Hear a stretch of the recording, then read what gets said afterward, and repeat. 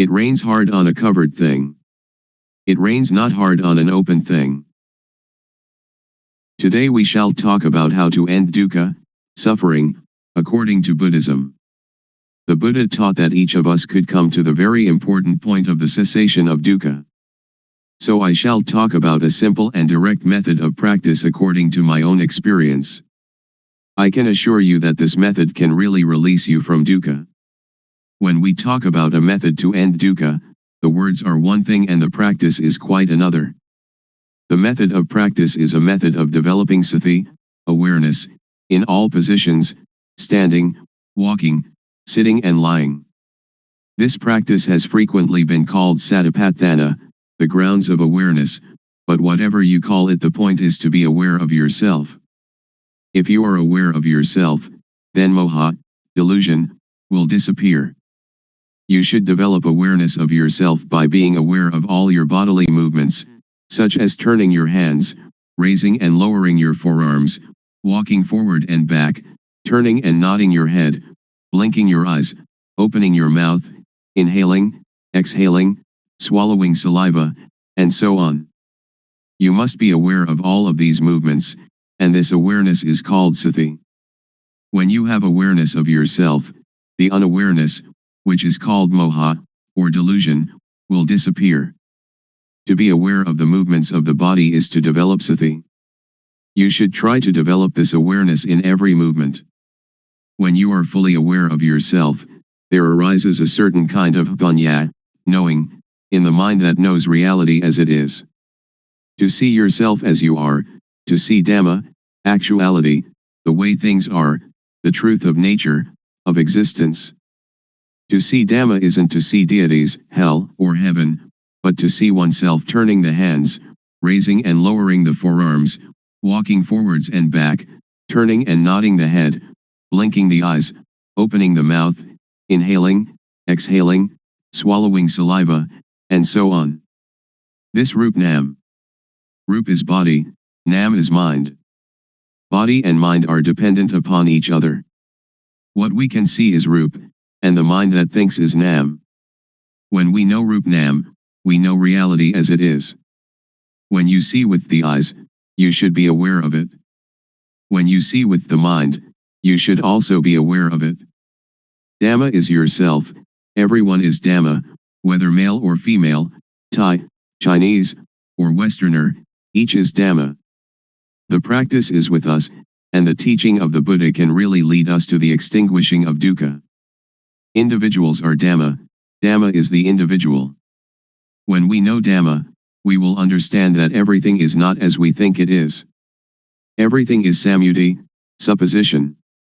This is the panya that arises so that the real teaching of the Buddha can be realized. Whether the Buddha existed or not, Dhamma is there. When you really see this, you will be beyond your superstitions. Once you that Dhamma is yourself, it is you that lead your own life, not anything else. This is the beginning of the end of dukkha. Next we try to develop sati in all our movements in daily life. For example, when we make a fist or open it, we are aware of it. And when we are aware of all our movements, then not knowing, or moha, disappears by itself. When there is awareness of ourself, there is no delusion. It is like pouring water into a glass.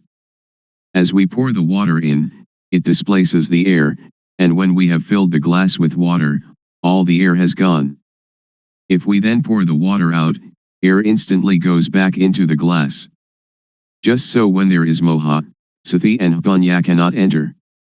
But when we practice the developing of sati, doing awareness of ourselves, this awareness displaces moha. When there is sati, moha cannot arise. Actually there is no dosa, moha, lopa, anger, delusion, greed. Why not?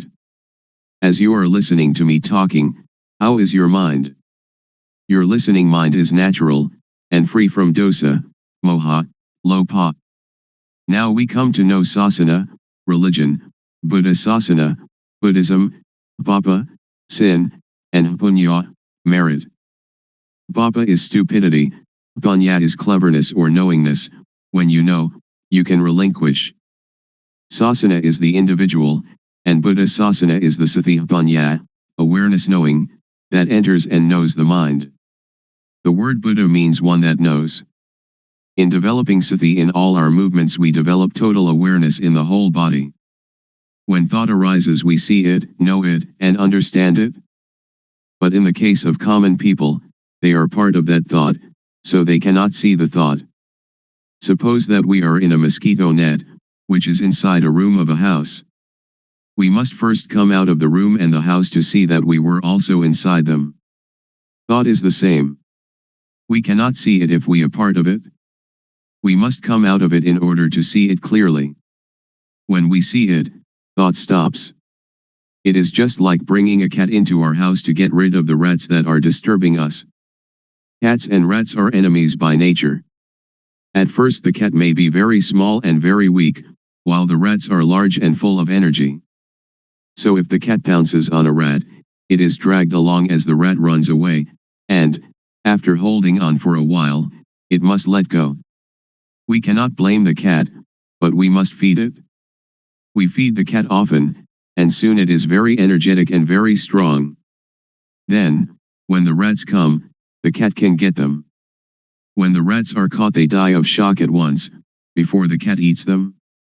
Thought is the same. If we develop sati, then when thought arises we become aware of it, and it stops. The thought does not continue, because we are aware of it. It disappears because we have sati, samadhi, setting up the mind, steadiness of mind, and punya all together at that moment. Sati, or awareness, means to be alert like a cat watching for rats. When thought arises we do not have to be a part of it. It will arise and disappear by itself. When there is sati, there is no moha. When there is no moha there is no dosa, moha, lopa. This is called nam-rup, nam thinks, and we know the deception, we know it in time, we know the protection, we know the cure, just this is sati. Sila, keeping moral precepts, is normality. Sila is the result of a normal mind. This is the same as sati, samadhi, punya.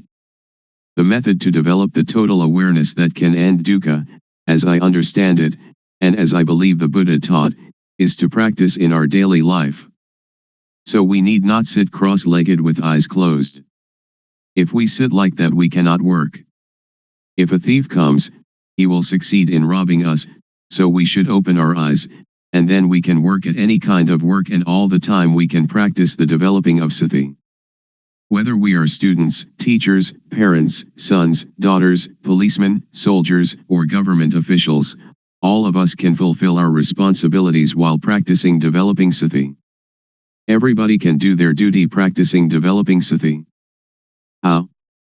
Since we do not sit with eyes closed, we can go on with our duties and see our mind at the same time. The mind has no real self. As soon as it thinks, we see it, we know it, we understand it. To develop sati is to shake the knowing element of a person.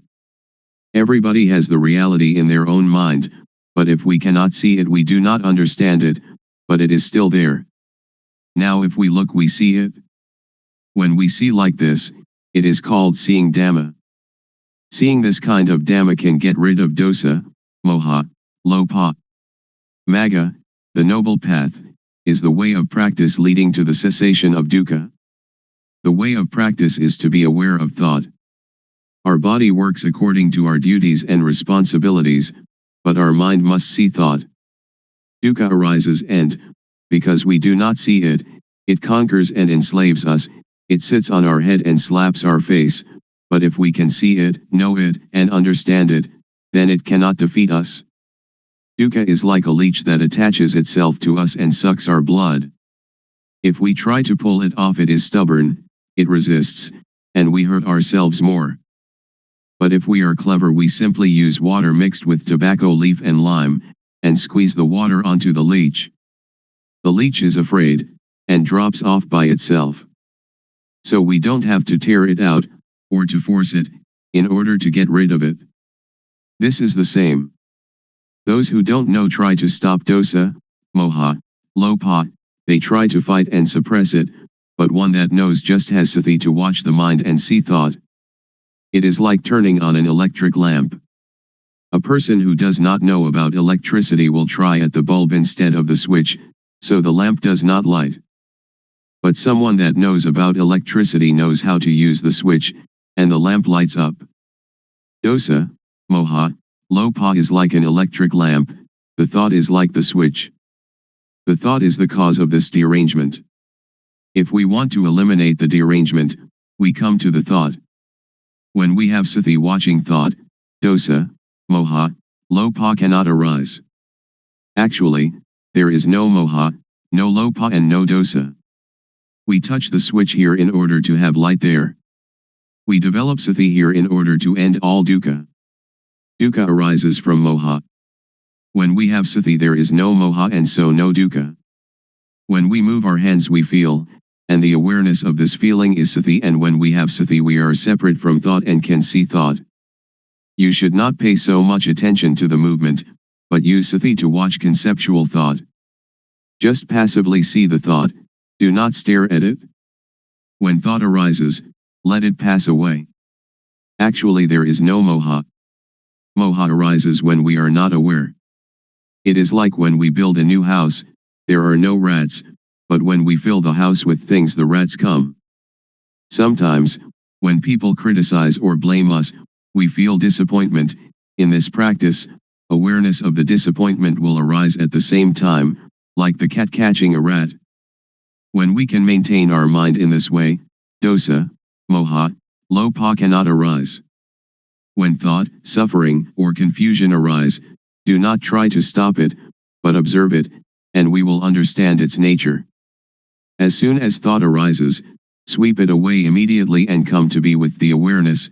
Thoughts, suffering, confused mind, they will go by themselves.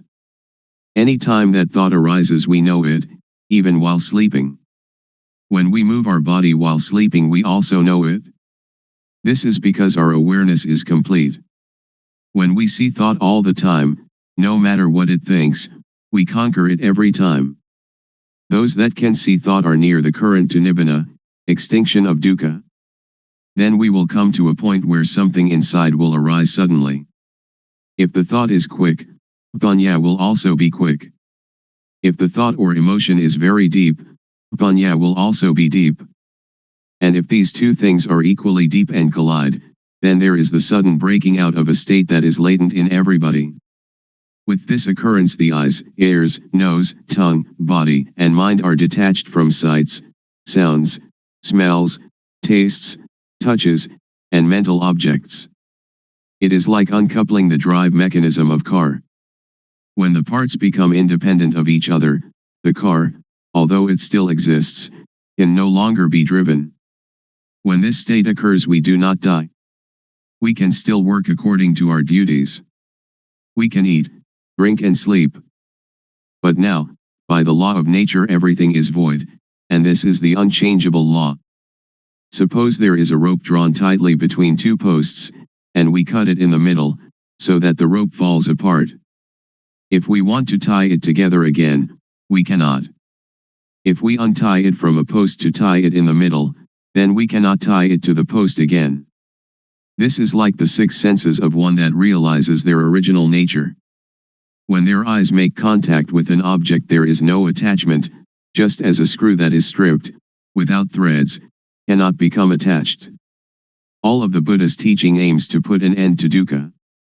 If we do not understand this we will be in doubt about his teaching, and speculation about rebirth, heaven, hell, and so on, speculation that should be ignored, will plague our mind. The teaching of Buddha is timeless, and is not limited by language, race, nationality, or religion.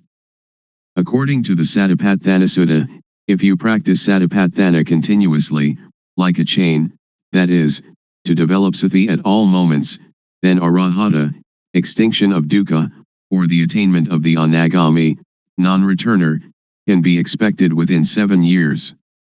Or in as short a time as 7 months or even 7 days. If you develop sati according to the method I have explained, and have sati continuously like a chain, then in at most 3 years dukkha will be diminished by 60%, and in some cases completely eliminated. Some may achieve this in as little as 1 year or even 90 days. There is no gladness or sorrow, contentment or discontent. This way to the cessation of dukkha is an easy way. It is difficult because we do not really know. Therefore we have doubt and lack of confidence. When we are confident in every step of practice, it is not so difficult. You can practice it anywhere, but you should really know the practice. If you can assure yourself, then you have a refuge in yourself. Religion means this refuge. If you study books for many years, it will still be theory. But if you really practice, it will not take you so long, and you will know it much better than the theorists. In the Pali texts there are 2 important mental capacities, the first is sati, calling to mind, and the second sampashanya, awareness of oneself. When you are aware of the movements of your hand, you have both sati and sampashanya. The fruit from doing this is very great, it is incalculable. You cannot buy non-suffering, but must practice by yourself, until it arises by itself, because it is already there. Making merit and keeping precepts are like unhusked rice, which is inedible, but useful because we can use it to grow next year's crop. Making ourself calm is like husked but uncooked rice, and is still inedible. There are 2 kinds of calmness. The first is samatha, concentration, one-pointedness, calmness, the second vipassana, seeing the true nature of personal existence, calmness. In doing samatha meditation you must sit still, close your eyes, and watch your inhalations and exhalations.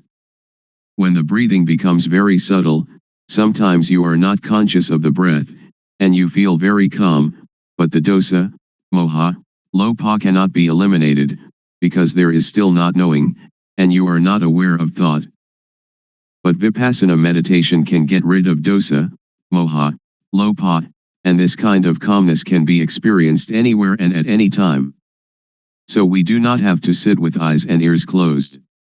Our eyes can see, our ears can listen, but when thought arises we see it. This kind of calmness is latent in everybody.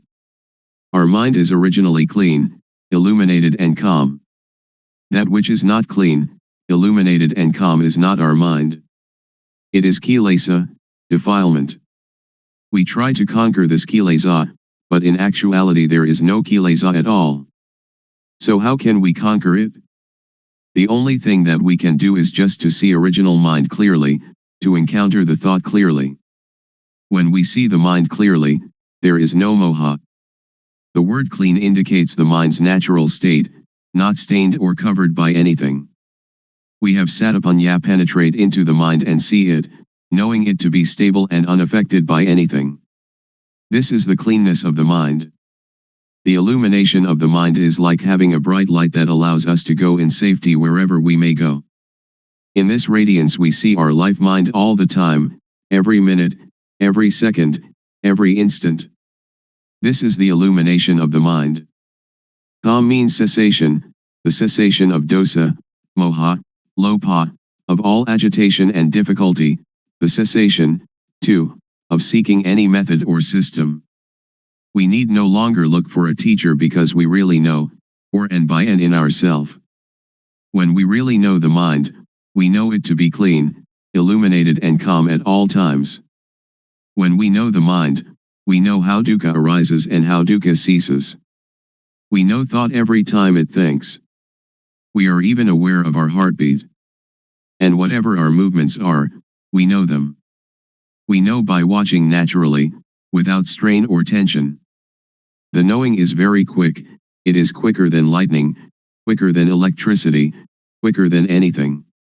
The knowing is the same as Hpanya, the same as Satipanya, Sati and Samadhi and Hpanya, they are all the same. The Hpanya really knows everything.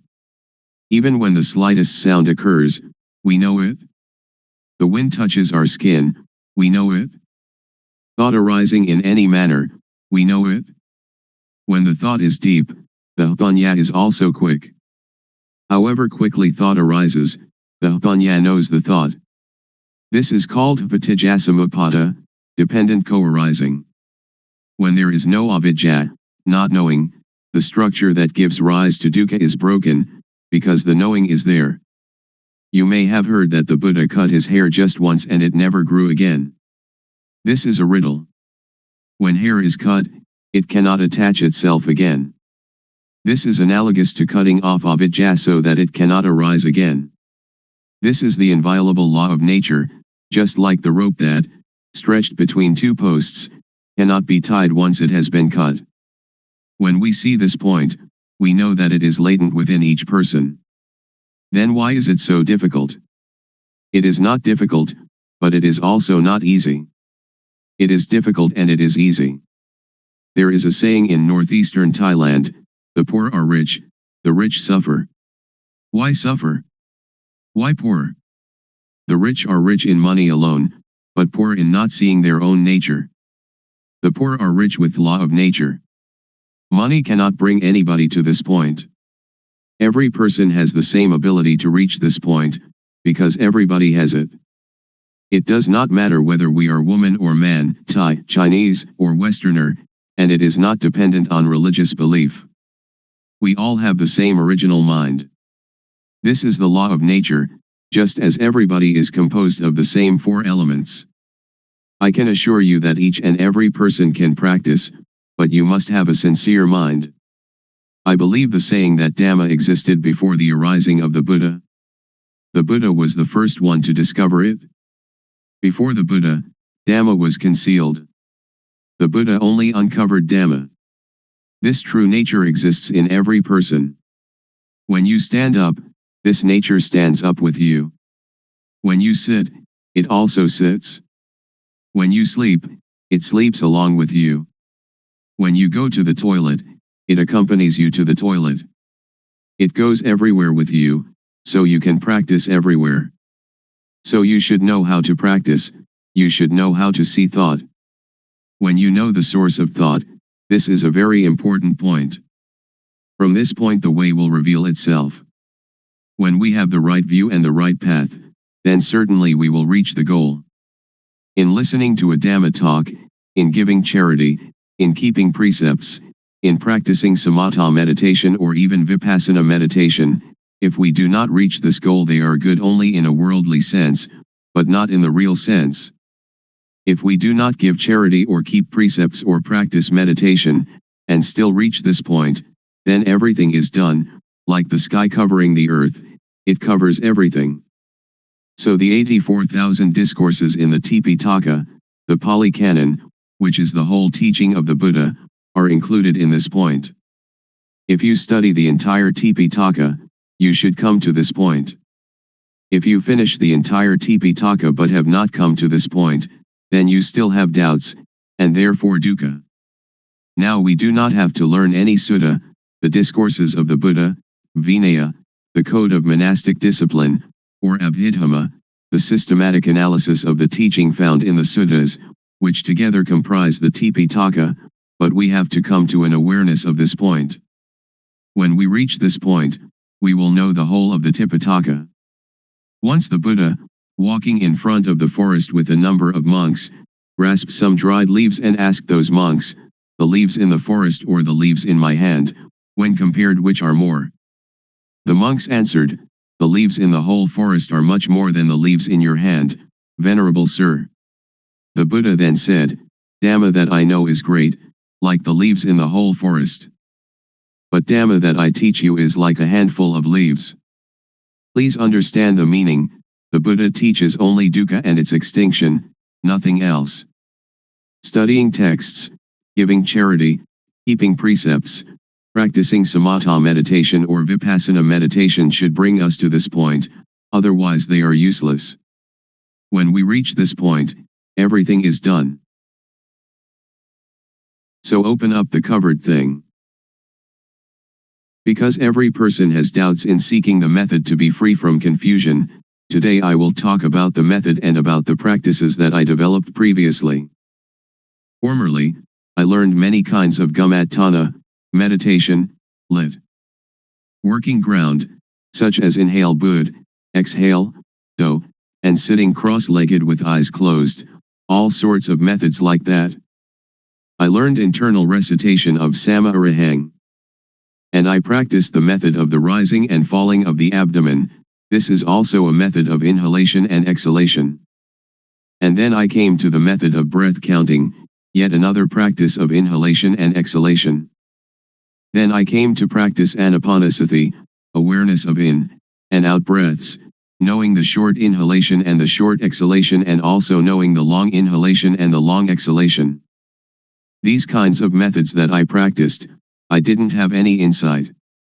These kinds of methods lead to calmness, but it was a different kind of calmness that I was seeking. Most people are seeking calmness, but the sitting calmness is the calmness that is not calm. So I continued my seeking to encounter the truth. Truth is the reality that is latent in everybody, regardless of nationality, language, or uniform. What is latent in everybody is what I was seeking, until I found it and could see it clearly, could understand it clearly. That is the real calmness. There are two kinds of calmness. The calmness that is not knowing needs to sit quietly and to sit alone. That is not real calmness. The calmness that I am going to tell you about today is the calmness that we don't have to seek. Why don't we have to seek it? Because we know the end of dukkha, suffering. This is called calmness. And we don't have to learn from anyone else anymore. Now, everybody, please listen carefully. First, the method that led me to find real calmness. Without paying any special attention to any point, I just do the movement, and just have sati, awareness, knowing all postures and all movements, such as standing, walking, sitting, lying, bending, stretching, and all the movements. When I have practiced in this way, and have awareness of all my movements, panya, knowing, arises within myself. Aware of myself, not others, I know rup, body, I know nam, mind, I know the disease of rup, I know the disease of nam. There are two kinds of rup disease, nam disease. Disease in the body, such as headache or stomachache. With this kind of disease we have to go to the hospital to see the doctor. The doctor will check the body and the cause of the disease, and, knowing the nature of the disease, can apply the medicine that cures it. Then we recover. Another kind of disease is when the mind thinks and we are content or discontent, glad or sad. This kind of disease cannot be cured by the doctor in the hospital, but you have to study yourself until you know the source of thought. To cure this kind of disease you have to study yourself until you really know. When I know the source of thought, I have found calmness, but only a small amount of calmness arises. The real calmness is when we can cease to seek, when we don't have to run around to find anyone else, that is called calmness.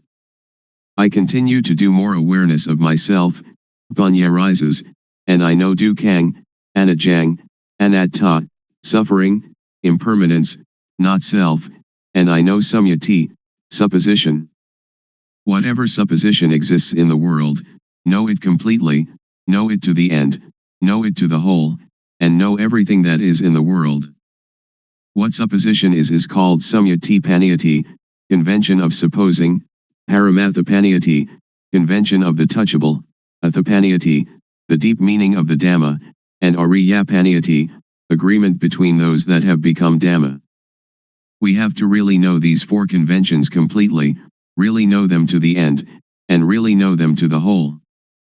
After I know samyati completely, I know sasana, religion, I know papa, sin, I know punya, merit, I really know these things. Usually we attach to samyati, such as we attach to Hinduism, Buddhism, Christianity, or Islam. These things are only samyati. The real religion is everyone.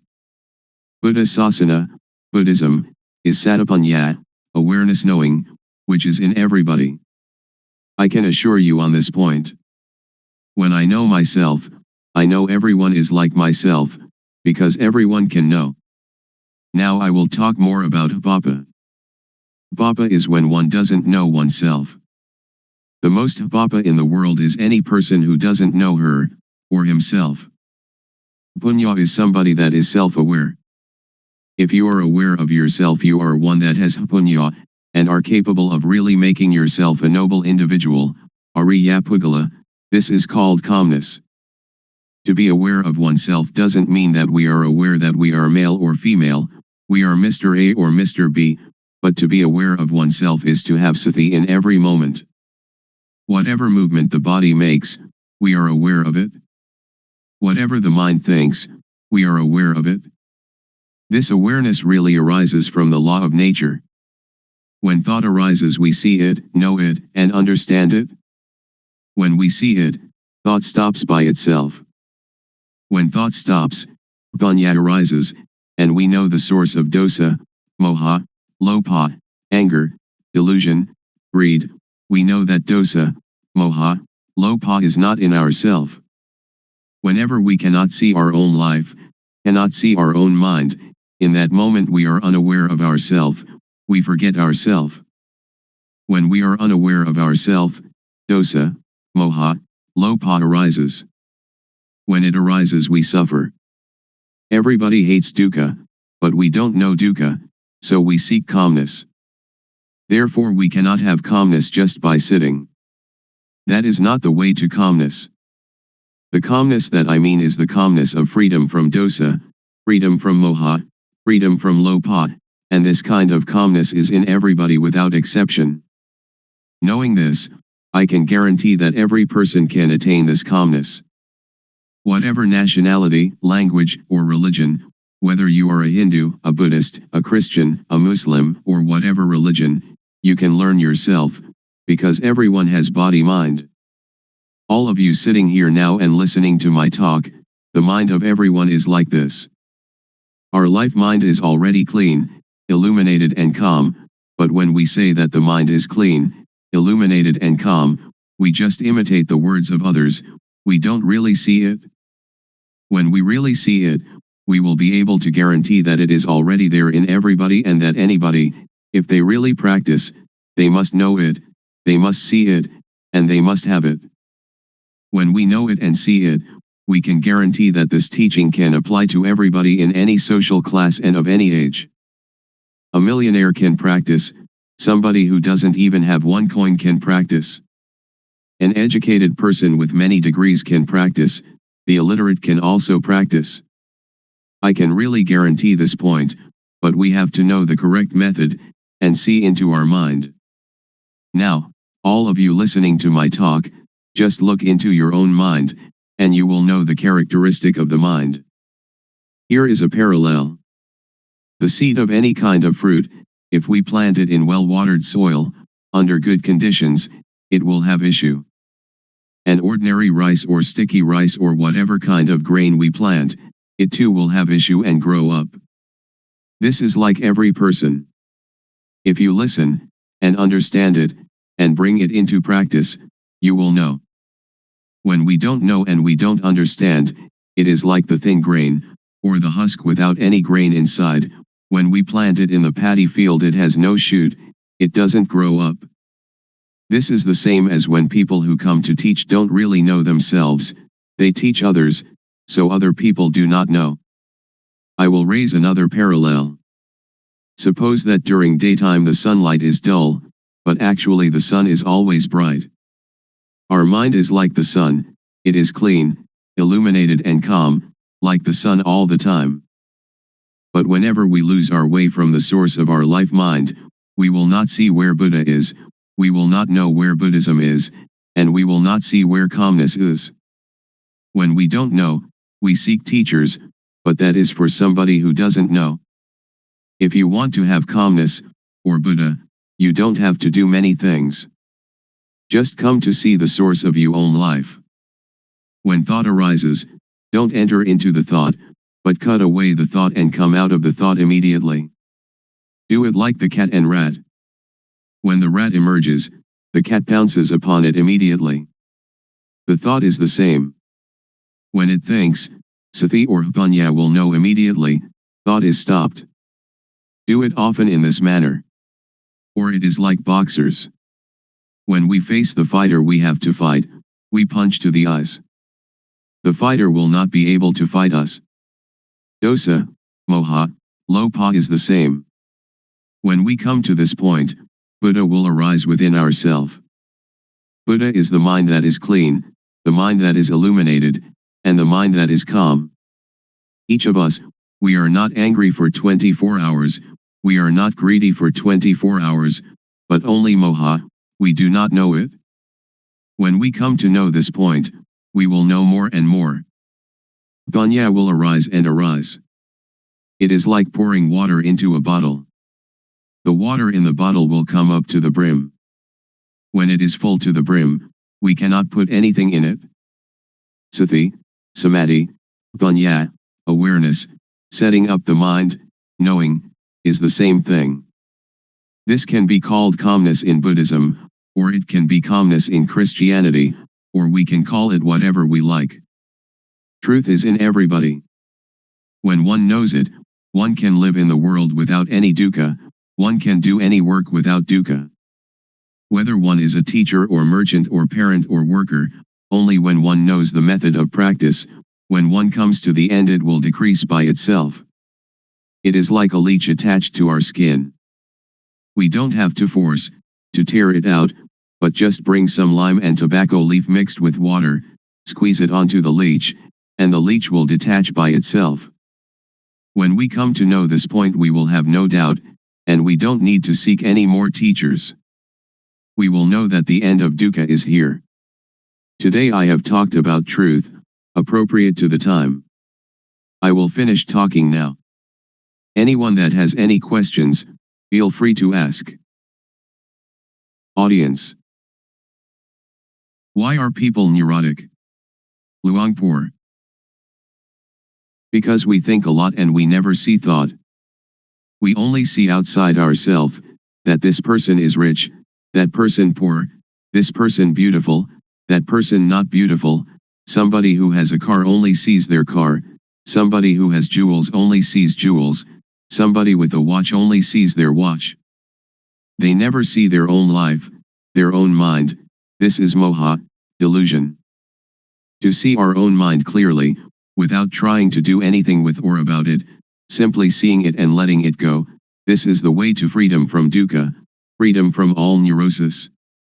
So we should develop sati. Develop means to make much of it.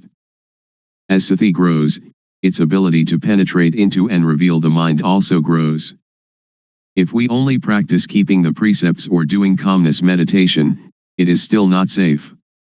It is like lighting a candle in a dark cave.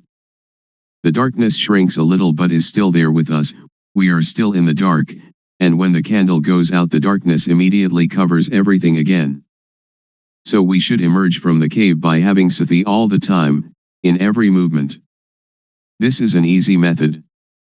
Anyone can do it, and it can be practiced everywhere. Audience. When we see thought and the source of thought, will suffering and all kinds of tension end or not? Luangpor. Not end yet, because we only know it but we still do not do anything with it. We only know and see thought, we only know the source of thought, but sometimes we lose the way of it. For example, each day we may know it 10 times, but the not knowing is more. So it is not the end. But it is the beginning of destroying moha in the source of thought. Audience. I would like to ask, during Luangpor's practice, before coming to the end, was there any point where you had doubt arising, and was there any sign that released you from the doubt whether there was any more moha or not? Luangpor.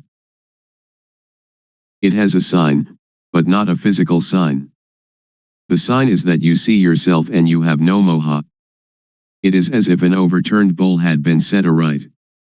Or it is like uncovering something that has been covered over and hidden. Only anyone that comes to this point will know it, and will immediately have no doubt. We don't have to talk about dosa, moha, lopa, because it is quite common, it is a shallow matter.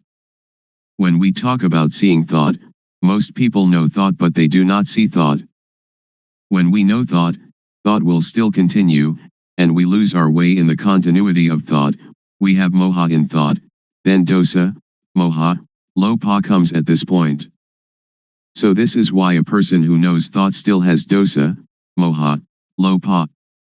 Audience. In seeing the thought, does the mind talk inside? Luangpor. No, not the mind talking inside. When we see it, it is detached. It is like the leech. When we know thought, it is like trying to pull the leech out of the skin. But when we really see it, we don't have to force the leech, but only put tobacco leaf and lime mixed with water onto the leech, and the leech will detach by itself. So if we really know, we don't have to listen to anybody. It is like we are sitting here now, we don't have any dosa or lopa, and we only have moha, because we do not see our life. When we see and know our own life all the time, dosa, moha, lopa cannot arise. So our mind is clean, our life is not dirty, there is no external sign, people cannot see, but we know and see ourselves. Audience. Luangpor says that when we see thought, thought will stop immediately. I am not sure about this. If it is true, I would like to ask, when we see thought and thought stops, do we know what the next thought is? Luangpor. Don't pay attention to the next thought. Only see the thought, it will stop by itself. Don't pay attention to where the thought comes from. When we see it, dosa, moha, lopa cannot arise. Audience. Luangpor teaches to see thought. Who is the one seeing the thought? Luangpor. Don't seek the subject, and we will see that one is the refuge of oneself. And that is the real refuge. We can either say the person knows, or we can say that Satapanya knows, whatever we may say, because there is no self that we can catch and take a look at. Because to see and to know are two different things. To know is entering into thought, and thought continues. Audience. I have listened to Luangpor, and have the feeling that thoughts, and emotions like gladness and sadness, are something external. They are like rice and curry, which we can make use of, we can eat them, and we can see them. But when these things arise in us, we cannot see them, either thoughts or emotions. This is not a question, but I would like Luangpor to make it clear. Luangpor. To see thought is one thing, to know thought is another thing. When we see thought, we can detach from thought. When we know thought, we still attach to thought. So knowing thought is the knowledge that belongs to avidya, not knowing, the knowledge of a person who has no panya. But with the knowledge of one that has panya, to know and to see can be separated. It is vidya, knowing, or panya. Panya and vidya will separate thought apart, and that is the end of dukkha. So one that has panya knows like this. But I can assure you that all of you here can do it. Please try it yourself. Just to listen you cannot know it. It is only memorizing. If we practice it, we will come to see clearly, to know really. This is our own knowledge, so it is called buddho, which means to see, or to detach. Audience. When we know truth, and we know it clearly, is there any guarantee that, after knowing the knowledge will not disappear again? When we know, do we know for good, or can it disappear? Luangpor. It is something inside us. It does not disappear. Suppose we know our eyes. We have our eyes all the time. This is the symbol that everyone has it and can teach it to others. I can assure you that all of you here, practicing this method, will not take longer than 3 years to know. Audience. Luangpor, would you please give a blessing to all those here? Luangpor. When a monk gives people the moral precepts and a blessing, that is one kind of goodness, but the real morality and real blessing is alertness and awareness of yourself. Please, each of you, practice the awareness wherever you are, at home or the office, in all movements, and that will become the real morality, the real blessing. The real morality, the real blessing will occur when you know, you see, and you understand by yourself, and when you respect yourself. Then it will not rain hard on that. Today is an important day, that we gather to listen to my talk on truth. What I am going to talk about is what I experienced. I have practiced it, and the result it has given me is that I have no doubts. All of you here want no dukkha, suffering, like myself I suppose. In reality, in actuality, there is no dukkha, we suffer only because we don't know it. All of you listening to my talk right now have no dosa, anger, no lopha, greed, and no moha, delusion. The origin of the mind of human beings in every nation and of every language is as such. Please set up the mind to listen, and bring it into practice. First of all, we have to practice awareness. Most people do not understand, so they try to find calmness, but without success. I did that also. I sought calmness, but I didn't know where calmness was. Now I would like to talk about another kind of calmness. The calmness of freedom from not knowing, because we know and because we are alert. The calmness of freedom from uncalm, of freedom from doubt, because when we practice the correct method of awareness we will know the supposition of everything there is in the world, because the awareness of ourself will bring panya, knowing. There are 4 kinds of panya, knowing by memorizing, knowing by recognizing, clearly knowing, and really knowing. And all these panya are in every person. Sajja means truth. There are 4 levels of knowing Dhamma, to know Samyati Sajja, conventional truth, Paramatha Sajja, directly contacted truth, Atha Sajja, the deep truth, and Ariya Sajja, the fundamentally transforming truth. And this can make anybody become a noble individual, regardless of social class or language. The first step is Sotapanya, the second step, Sakadagami, the third step, Anagami, and the fourth step, Arahant, the 4 stages in the change from being hopelessly deceived to fully freed. Now in the beginning stage of practice, we know Vatu, thingness, we know Paramatha, mind touchable, we know Akara, change in Jess. The mind will change to be Ariya, noble, because we have clearly seen the source of dosa, moha, lopha, anger, delusion, greed, and then clearly known the source of Vedana, sunya, sankhara, vijnana, feeling, percept, conceiving, knowingness. This is called to clearly know and to really know with jnana panya, the knowledge of full awareness knowing, that arises from the developing of sati, awareness. Next, we use sati to see the mind, panya will arise, and we will know the source of kilesa, defilement, stickiness, we will know how to conquer conceptual thought. Sila, moral conduct, will occur within our own mind. It is not the person who observes sila, but sila observes the person. Sila means normality. Whenever the mind thinks abnormally we see the thought immediately, this is called sila observing us. People who only keep the precepts will not know this mind's occurrence. So sila is a tool to get rid of crude kilesa, to destroy dosa, moha, lopha, to destroy kilesa, tanha, and upadana. Then sila appears. Samadhi, steadiness of the mind, setting up the mind, is the tool to get rid of the median kilesa. Median kilesa is the attachment to calmness.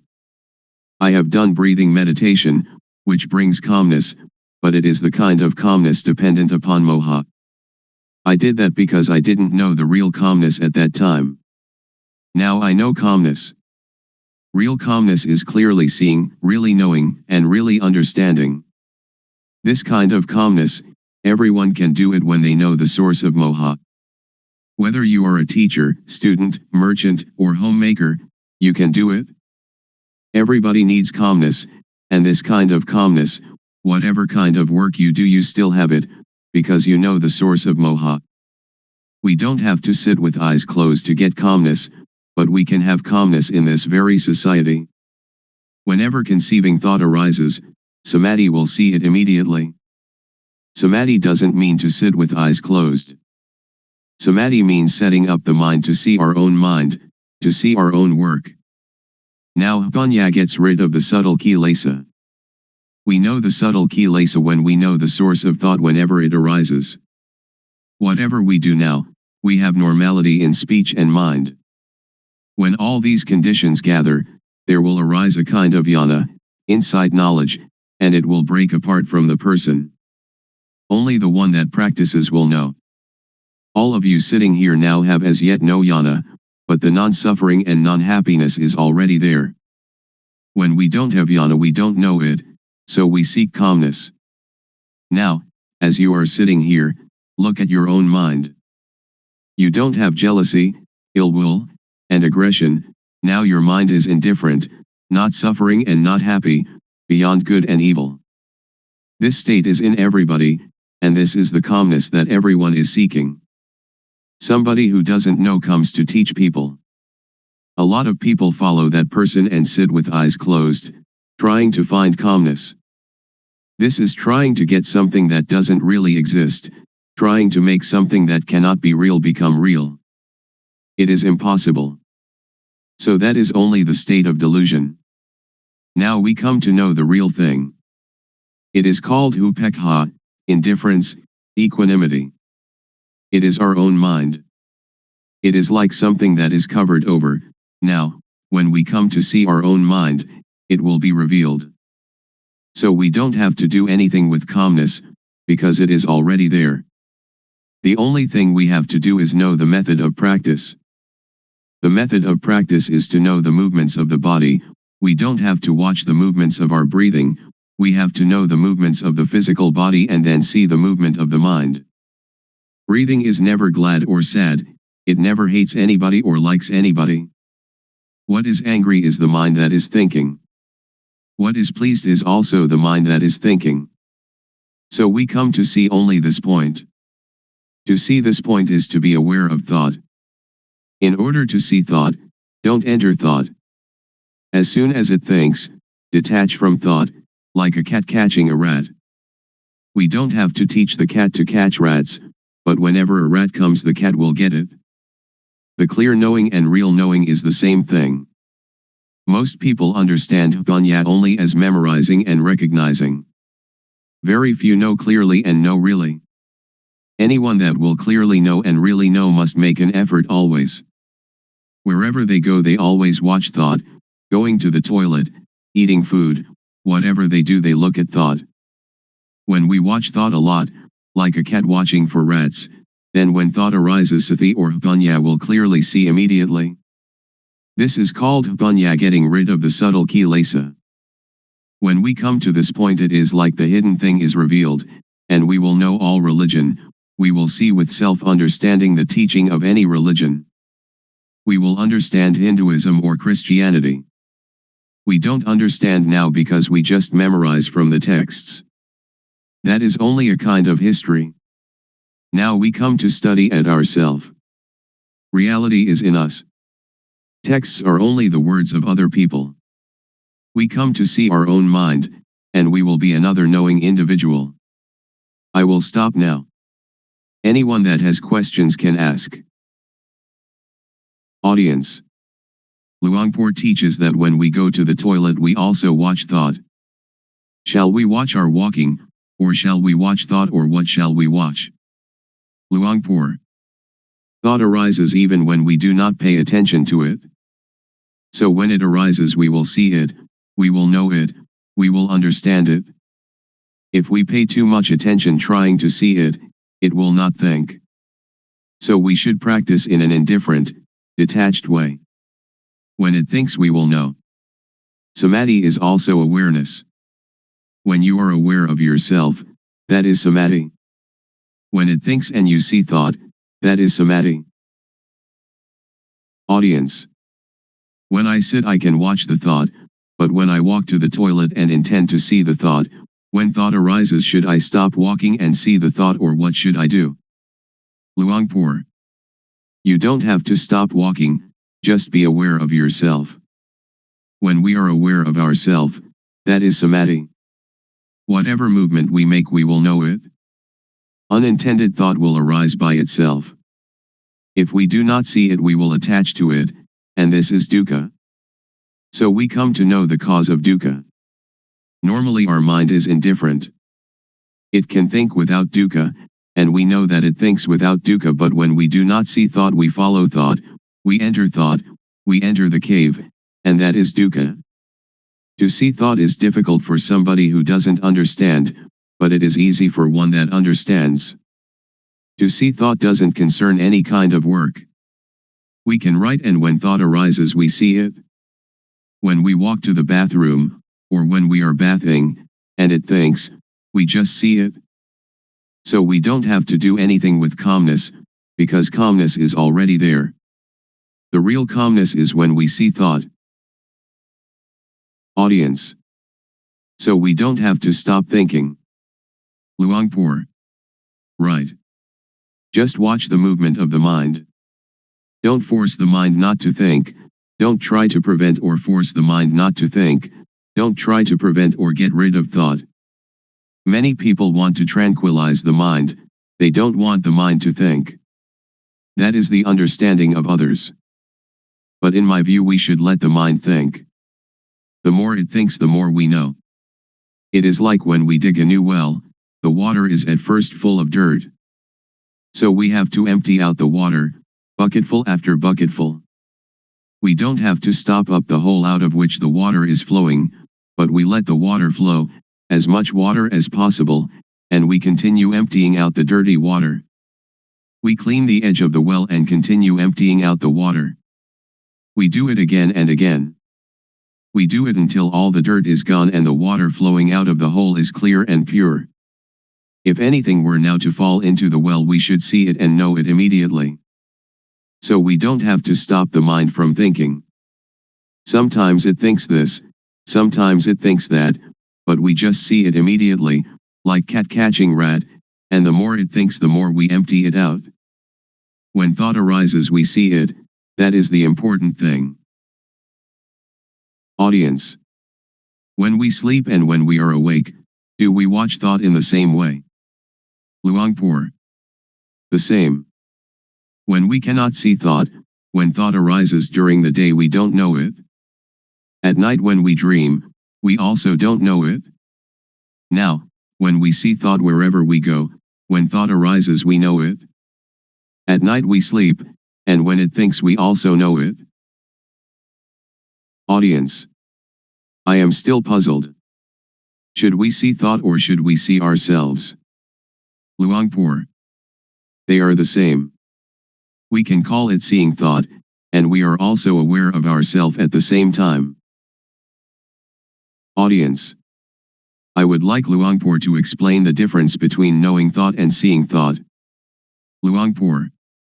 When we know thought we enter into thought, and thought still continues, it doesn't stop. But when we see thought, when thought arises it stops immediately. So we should practice often to see thought. There will arise yana ganya. Do it like boxers. Every boxer wants to be world champion. Boxers need to be very quick. Dosa, moha, lopa is quick in one way, sati, samadhi, panya is quick in another way. When we train sati samadhi panya, to be very very quick, it will be world champion, it will conquer the world. This conscious body is the world. Do we want dosa, moha, lopa, or sati, samadhi, panya, to rule the world? If dosa, moha, lopa rules the world, it is a world of endless sorrow, endless dukkha. If sati, samadhi, panya, rules the world, it is a world of radiance and peace. Audience. When we watch our movements and thought arises, how can we know it? Luangpor. If you want to know, you have to practice yourself. Audience. Is discovery of calmness the same as discovery of oneself? Luangpor. Yes. Audience. If we can find calmness within ourselves, how can we keep it with us all the time? Luangpor. It is there all the time. What is not there all the time is not calmness. Audience. People have kamma and kamma disturbs us.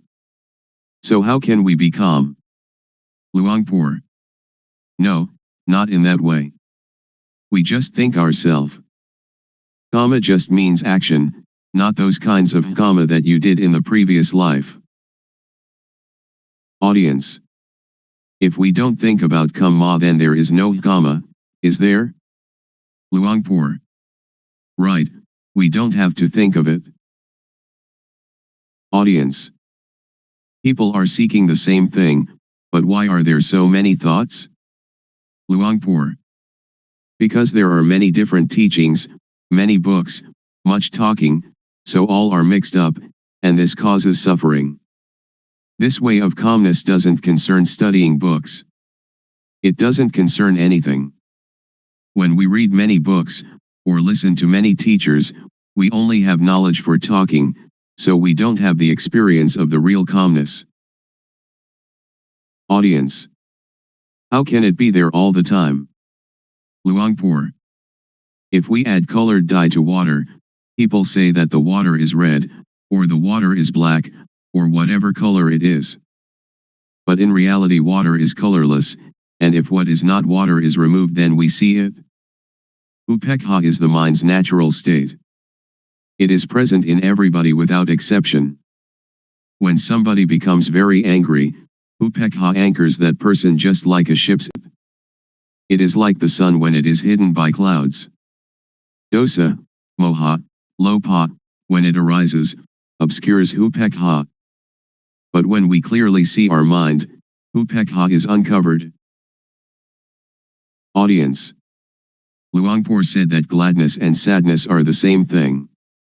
How can they be the same? Luangpor. They are dukkha. Gladness is one kind of dukkha, sadness is another kind of dukkha. Unknowing people live with dukkha, eat with dukkha, walk and stand and sit with dukkha, sleep with dukkha, wherever they go they bring dukkha along. When they see a movie they laugh, laughter is a form of dukkha. When they meet with sadness they cry, crying is a form of dukkha. Gladness and sadness, both of them are forms of dukkha. Just so, I imagine that there are two kinds of darkness, white darkness and black darkness. When we earn a lot of money we are glad. That is dukkha. It is the white darkness. When we lose money we are sad and the mind thinks angry thoughts. This is also dukkha. It is the black darkness. But both are dukkha. Audience. In reality there is no gladness or sadness, they just arise from moha, don't they? Luangpor. Just like that. Audience. Luangpor said that all kinds of gladness are dukkha. Is there some kind of gladness that is not dukkha, for example love between husband and wife? Luangpor. All are dukkha. Audience. How about gladness in Dhamma, or sometimes when we look at the sunshine we feel happy? Luangpor. That is not dukkha, not suffering or happiness, not gladness or sadness. It is indifference, equanimity. Audience. I would like Luangpor to explain the thing that is called love. For example, a woman and man who are going to get married. Luangpor. Somebody who doesn't know dukkha will approach dukkha, and dukkha will teach its lesson. Audience. When we see thought, it stops. So during which time do we see the three characteristics, anicca, dukkha, and anatta? Do we see them when we see thought, or before seeing thought, or when we think of them? Luangpor. When we think of them, that is not seeing with jnana panya, it is just memorizing or recognizing. After we clearly know and really know, we don't have to ask anyone. Audience. How about the intention to do something? Suppose that somebody says something bad to us, and we have the intention to harm them. Luangpor. To harm is stupid. When we know the states of suffering and of happiness, we do not want anybody to suffer. We will help all to live without dukkha. Audience. When I am going to give money to beggar, I know my thought, which is to give money. To see that thought, is that called panya? Luangpor. That is not called panya, it is called knowing from memory. All of us have mind, so before doing or saying anything, just look at our mind. Our real mind or real life doesn't hate anybody and doesn't love anybody. When we hate or we love, that is kilesa arising. So just come to see the mind at the beginning, and dosa, moha, lopa will be destroyed. After that, vedana, sunya, sankhara, vijnana, will still be there, but they are pure and have no dukkha. Continue to see the mind. We will see kilesa. Kilesa is like gladness and sadness. When we like something and we give it to somebody, it isn't that this is not kilesa, because we like the person that we give it to, we give it with kilesa, we don't give with indifference. Pra, venerable, noble, is indifference. Pra means one that teaches others to be indifferent. Audience. When we give charity, we usually think of metta, loving kindness, and karuna, compassion. So where is karuna and where is metta? Luangpor. Those are just words for talking. It is not dhamma. It is social. Audience.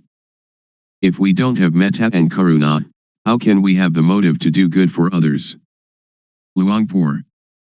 That is the beginning stage, or the foundation for ethics of the world. Audience. In the case of Luangpor, who is trying to help us to be free from dukkha, isn't it the metta of Luangpor? Luangpor. Not metta. Anybody that would like to have dhamma, just accept it. We don't have gladness or sadness. It is like when we see someone that is drowning, we jump into the water and help them without thinking anything. Audience. When that person sees someone drowning and helps immediately, is it the result of social ethics or is it their own nature? Luangpor. It is their own nature. But when we try to help other people, we don't see our mind, but the nature of the mind is already there, the indifference is already there, we never come to see it and we try some other way. That is why we don't have real calmness. Visible here and now. Calling to come and see. The Dhamma of an instant. Today I would like to bring to you the truth, as I have heard it from the elders, who passed this truth on from generation to generation. It may be that you've heard it, it may be that you haven't. When listening, please set up the mind to listen, listen with sati, samadhi, panya, awareness, steadiness of mind, knowing. Consider these words, and find their actuality at last. In everything that happens there must be cause and effect. For example, the cause is that we go to work, the effect is that we earn money, the cause is that we go to study, the effect is that we gain knowledge. So the knowledge is the result of the study. Therefore the cause is to be diligent and the effect will be truly useful. The elders used to teach that the cause is developing sati, awareness, the result is the knowledge that arises. They have said so. Whether or not the Buddha talks in this way, or whether or not your parents and teachers talked in this way, Make the experiment, and discover for yourself whether it is true or not.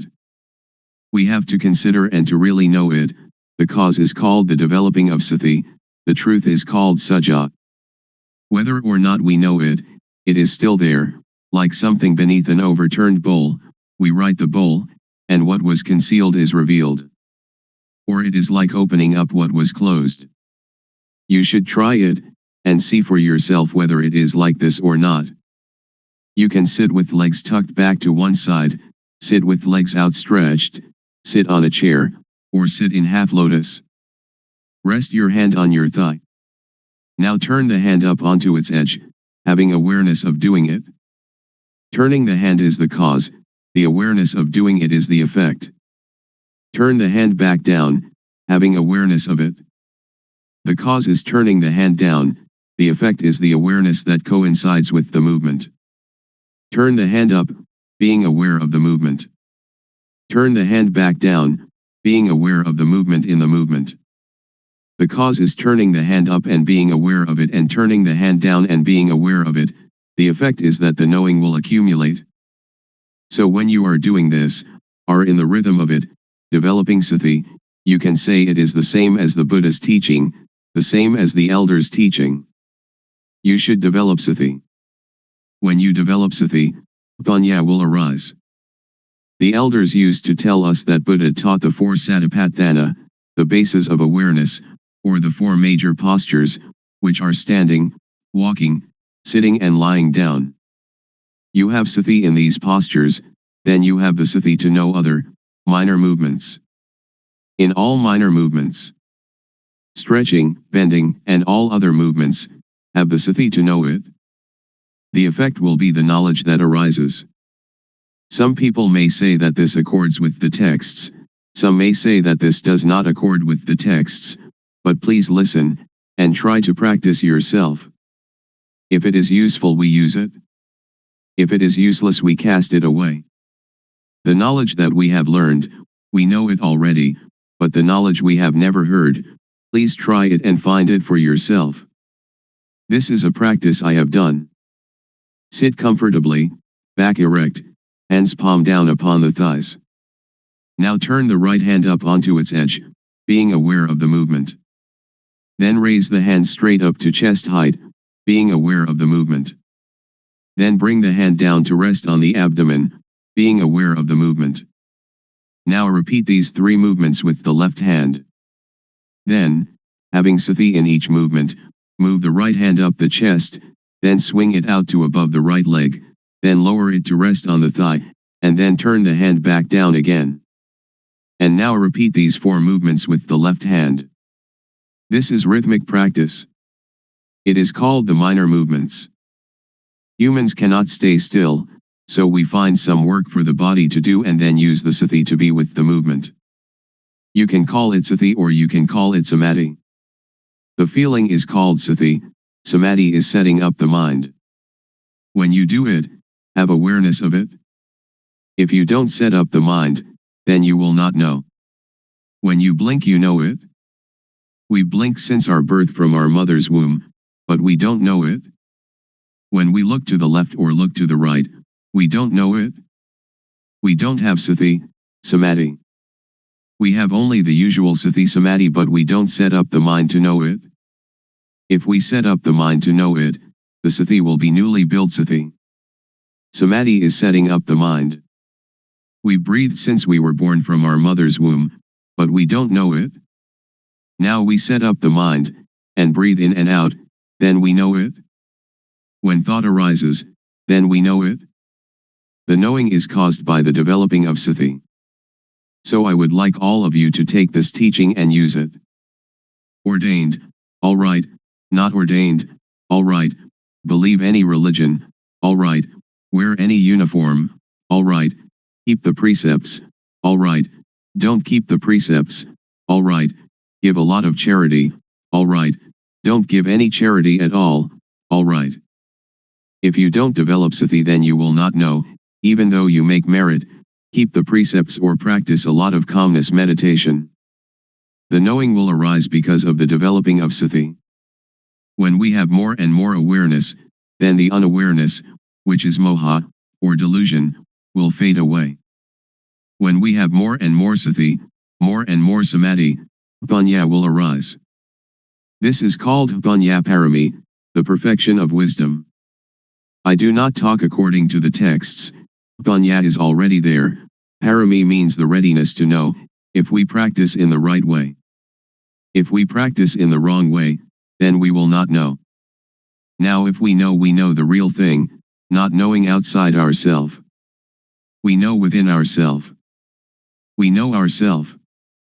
Sitting here we know ourself to be Rup Nam, body, mind. Turning the hand up is Rup Nam, turning the hand down is Rup Nam, continuing turning the hand up and down is Rup Nam. This is knowing Rup Nam. Then we know the action of Rup Nam. When Rup acts, Nam acts simultaneously. When Rup Nam acts we know it. We know it because of the developing of sati. Panya arises because of the developing of sati. We know Rup disease Nam disease. This born Rup has disease, like headache, stomachache, fever, and so on. Another kind of Rup disease Nam disease, thought is Nam, but when it thinks it is the Rup. When some people talk and that makes us satisfied or dissatisfied, our mind has disease. Really know this thing. The developing of sati is cause, the arising of panya is effect. After knowing Rup Nam, we come to know dukkang, anajang, anatta, suffering, impermanence, not self. People have taught that dukkang, anajang, anatta, is white hair, wrinkled skin, broken teeth. That is true, but not true according to the developing of sati. The developing of sati will cause panya to arise, that turning the hand up is dukkang, lowering it is dukkang. Dukkang is with the Rup. Rup is a kind of lump of dukkha. Dukkang is unbearable. Anajang is unstable. Anatta is uncontrollable. It is like that all the time. If we know it, it is like that. If we don't know it, it is also like that. So Dhamma, which makes a person become a Buddha, is there before the Buddha. Dhamma exists in everybody. It depends on the owner of each body to make this knowing happen. If we are able to know it, then we will know it. It is like the overturned bowl, whether it is overturned or set aright is up to us. Now we come to know sammuti, supposition. Know all kinds of samyati completely. We know that money is just a kind of metal, just a kind of paper, but we conventionalize it. Woman and man are samyati as well. When we don't know it, we suppose it to be woman and suppose it to be man. But if we don't suppose it, then we don't know them. Ordination and disrobing, monk and novice, all are samyati, just take a piece of cloth to wear. The knowing is sati, samadhi, panya, and saja is truth. If it is true by samyati we know it. If it is true by paramatha, direct contact by the mind, we know it. Ghosts and deities are all sammuti. Have we ever seen them? A ghost is a person who acts, speaks, or thinks evil. The body doesn't do anything, it is Rup, like a doll. The thing that moves is the mind. Deities are the same, we suppose them. When we don't really know samyati, we don't know. We really don't know. I can guarantee that we don't know. I myself didn't know. But others may have, I don't know. I have done many kinds of meditation, like Buddho, Samarahang, counting breaths, the rise and fall of the abdomen, and sitting and observing the breath, but I really didn't know, the knowing didn't come, didn't arise. It led to calmness and attachment to calmness. So calmness, or samatthana, the working ground for tranquility, is like putting a rock on top of weeds. When we take the rock off, the weeds will grow better than before, because the soil has been kept moist. Vipassana means clear insight, a complete uprooting. This is the real knowing. Anyone that does it, will know it.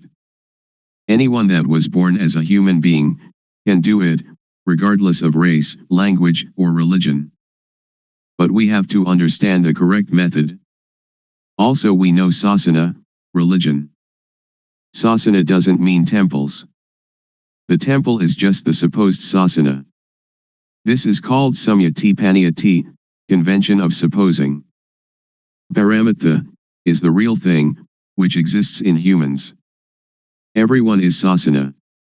They say that sasana is teaching, they teach and the ear hears, then sati, samadhi, panya considers it, and becomes knowing. Really know that, oh, everyone is sasana. To destroy sasana doesn't mean to destroy temples or Buddha images, or Bodhi trees. To destroy sasana means to say bad things to people, to hit people, to kill people, which is great evil. So sasana is humanity. To curse someone is to curse sasana, to injure someone is to injure sasana, that is what evil is. Now Buddha sasana, Buddhism. Buddha means, one that knows. The body is like a doll. Sati, samadhi, panya is the knowing. So Buddha means sati, samadhi, panya, or the mind that is clean, illuminated and calm, which exists in everybody without exception. Now we talk about papa, sin. Papa is not knowing, darkness, stupidity. We fear papa, but why don't we make ourselves realize, so that we will be free of that fear? Panya, merit, is knowing clearly. People, when they come too close to monks, they fear papa. It is as if monks are the papa itself. That is just samyati. Now we don't have to fear papa. If we cannot conquer papa, then we will have no chance and no time to conquer it. Don't fear papa, but try to conquer papa. This doesn't concern making merit, keeping precepts, or vinaya, the code monastic discipline. The developing of sati is dhamma, is vinaya, is sila, normality, and is everything.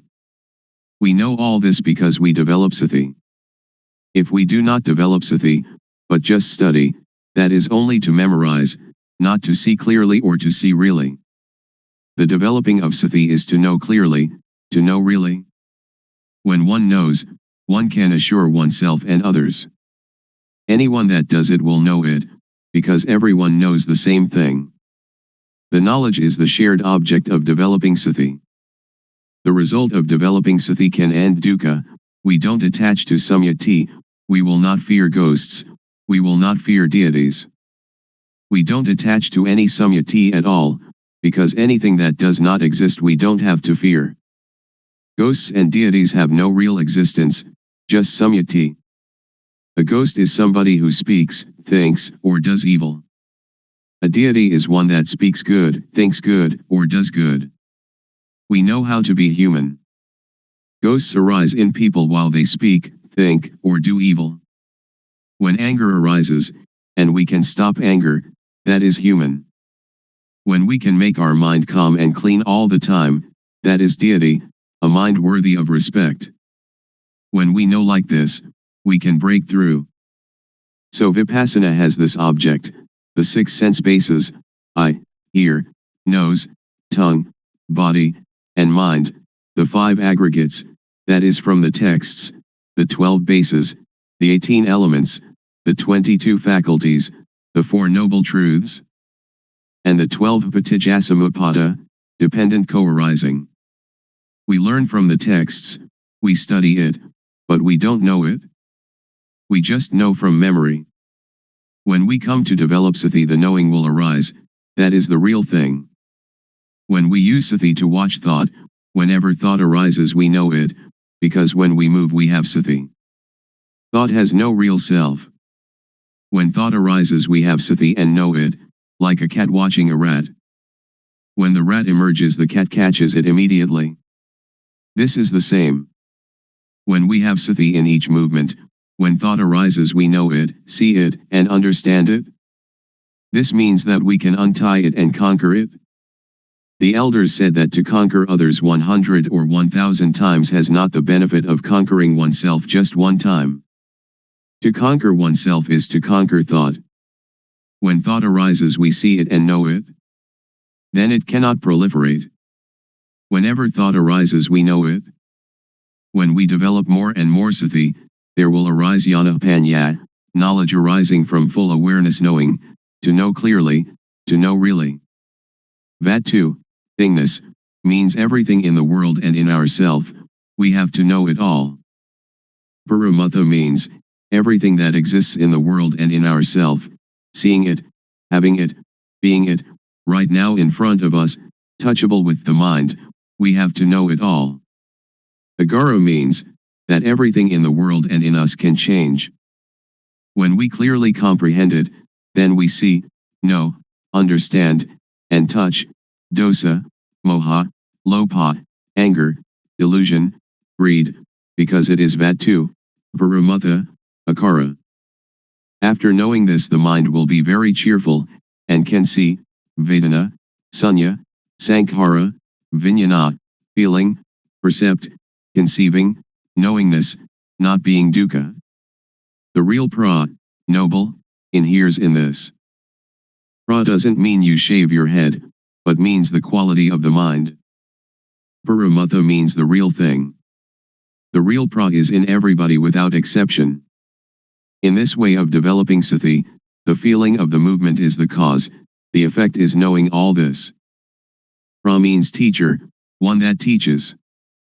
When they know this and teach this, there is no dukkha. A real pra knows samyati panyati, paramatha panyati, attha panyati, and ariya panyati, the four levels of designation. The mind has changed and we will really know this. If we know other things it is not correct. We continue the practice. There will arise piti, rapture. We feel comfortable, the mind is light, it is like in darkness there arises the light, or the dirty becomes clean again. Or like black and white, or the heavy becoming light. The mind changes from one stage to another. When the knowing arises, the not knowing disappears immediately. When the quality of the real pra arises, the quality of not being a pra disappears immediately. When the quality of being deity arises, the quality of being ghost disappears immediately. When the quality of being human arises, the quality of being other disappears immediately. It arises and substitutes for the other. This is called to be born here and die here. Not being born from the womb of the mother and dying physically, that is another thing. That is also the supposing of dukkang, anajang, anatta. Continue the practice. It will be like a pot of water, which has filled to the brim, is now having water removed. When the knowing arises, sati will be reduced, not full like the previous stage. In the practice our awareness is full, but when the knowing arises it will attach to the knowing, it will attach to the object. When the object arises we have confidence, and it enters into our memory in the brain and is never forgotten then on. I have known this since I was 46, but I haven't forgotten even a little. I know Rupnam in the morning and know the changing of the mind in the evening. I really know this, and I have the confidence to guarantee that it is the teaching of the Buddha. The Buddha taught this thing. Making merit, giving charity, keeping precept, that is good in one way, but learning from the texts, we do not really know how to practice developing sati, how to deal with the mind. A person who doesn't know teaches a person who doesn't know. The result is not knowing. One that knows teaches, the result is knowing, because everybody has it, each can become the real pra, a noble individual. Woman, man, child, if they know it they become the real pra, a noble individual. Therefore the pra is a kind of blessing, because she or he teaches people to know. Blessing means noble. The noble knowledge is called giving Dhamma as charity, or giving knowledge as charity. This is the path of the real noble individual. When we develop sati, and know the movements more and more, jnana panya will occur. When jnana, insight knowledge, arises you will really know, you don't have to remember from the texts. You will know kilesa, tanha, upadana, kama, stickiness, heaviness, attachment, action. Seeing clearly, seeing really, kilesa, tanha, upadana, kama, will reduce or fade away. When we know this point, we don't have to believe anybody. The one that sees it owns it. Suppose that the Buddha comes and tells you that this practice is not correct, you will also not believe him, because it is real. When jnana paññā arises, you have real confidence. When you know this point, BT will arise again. When I knew this point during my practice, I went to sleep. After getting up, I started walking back and forth. The cause is walking back and forth, the effect is that the knowing arises again. I walk back and forth and have the knowing. At that time, there is a centipede running across my path. The centipede is cause, the effect is that I see the centipede. I light a candle and try to find the centipede. When I cannot find it, I bring the candle back, and then begin to walk back and forth again. Walking back and forth is cause, the effect is knowing sila, sila kunda, samadhi kunda, paññā kunda, all that belongs to normality, setting up the mind, knowing. The knowing arises that kunda means, vessel, container, to contain, to fight it. You can fight everything. It is like when the container is good and you go to get water, you can have that water to drink. But if the container is broken, when you go to get the water, you cannot get it. In the texts they call this, ati sila sikha, ati jitta sikha, and ati paññā sikha, the training in the higher morality, higher mind, and higher wisdom. We can compare them, the texts and the experience. This is called sila has arisen, therefore sila is the tool to get rid of the crude kilesa. Sila is already there in us. So this kind of sila doesn't concern keeping precepts, but only concerns the development of sati. When we practice this kind of developing sati, its result will happen in this way. When we know this point, we will understand that sila can really get rid of the crude kilesa. When the crude kilesa is removed, sila will occur. It is like when we plant fruit trees, banana, coconut, or palm, the shoots are already there, but to see them we have to wait until they come up. When we see them, that is the result. Please work diligently and devotedly at developing sati. Whatever people may say, we don't have to pay attention to it. Even though you make merit and give a lot of charity, you will never know this experience. Even though you study a lot, you'll also never know. They do not concern this thing. This can really untie dukkha. When we can cure dukkha, wherever we are comfortable. If we are parents, teachers, children, police, soldiers, monks, novices, or whoever, we will be comfortable, because dosa, moha, lopa disappears, the attachment disappears. But we have to go over this object again and again, so as not to forget. But when you really see it you will never forget it. I have seen it, and I have never forgotten it. Now we come to know samatha, concentration calmness, or doing calmness. There are two kinds of calmness. Samatha calmness is the calmness of not knowing. So samatha meditation is only a device to keep the mind calm. Vipassana, liberating insight, means to see clearly, to know really. It is also calmness, but a different kind of calmness. Developing sati, the calmness will arise by itself because it is already there. The arising calmness is the unattachment, not having dosa, moha, lopa. When people say anything to us, sati will come immediately. It is like having only one chair but there are two people who are running to sit on it. When sati arises, sati will sit there, dosa, moha, lopa cannot come, because sati, samadhi, paññā is already there. It is full. The fullness is already there. The voidness is also already there. It is like an empty glass, which has air inside it but we cannot see the air. When we pour water into it, water will substitute for the air, all of the air. The matter of sati is the same thing. I can really assure you. Suppose there is somebody who says bad things to us. Sati will come, and we are. It depends on what we suppose to be the owner of each body to practice and make it occur. When we practice, the clear knowing and the real seeing will occur. I can assure everybody. If somebody does not develop sati and does not make this thing occur, that person doesn't have it, but it is already there. So we should respect each other. After knowing sila, we will know gama, sensuality. Gama means those things that make calmness. Gama is attachment. This is called gama aramana, the object of sensual enjoyment. It is called gamazava, under the control of gama, bhavasava, under the control of bhava, being, or dukkha. This is bhava and jati, birth. Avijjasava, avijjaya is not knowing. Now we come to know gama, which is deities, rich people, people with authority.